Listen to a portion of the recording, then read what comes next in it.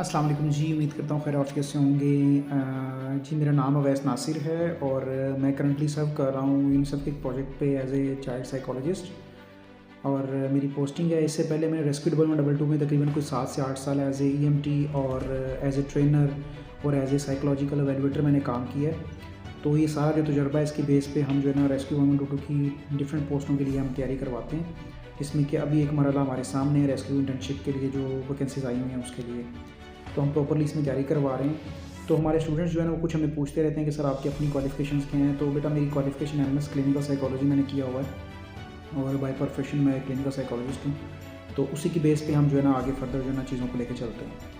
अगर हम बात करें थोड़ी सी पेपर के बारे में बात कर लेते हैं, क्योंकि कुछ बच्चों के क्वेश्चंस आ रहे होते हैं कि सर पेपर का पैटर्न क्या होगा। तो बेटा पेपर में अगर हम बात करें तो उसमें जो रिटन टेस्ट का जो पोर्शन है, उसमें टोटल 100% में से 10% जो होंगे आपके मैथमेटिक्स के क्वेश्चन हो सकते हैं, 10% आपकी जो है ना वो इंग्लिश पोर्शन होगा, 10% आपका जो है ना वो जीके होगा और बाकी जो 70% है वो आपका सब्जेक्ट से रिगार्डिंग ही पेपर होगा। ठीक है जी। तो इस तरह से पेपर जो है ना कंपाइल होता है और उसमें से आपने 50% लेना होता है पास होने के लिए।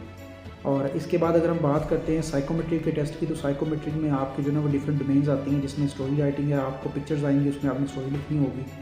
उसके अलावा आपको वर्ड्स आएंगे, एक वर्ड लिखा होगा, उसके आगे आपने पूरा जुमला बनाना होगा।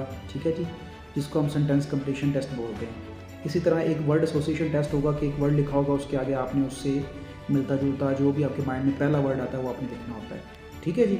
उसके अलावा आपकी हेल्थ से रिगार्डिंग कुछ क्यूरीज होती हैं, आपकी हेल्थ असेसमेंट, आपकी साइकोलॉजिकल जो है ना वो कंडीशन के अकॉर्डिंगली, आपको कोई ज़हनी बीमारी तो नहीं है, कोई आपको आपके इमोशनल डिसरेगुलेशन का इशू तो नहीं है।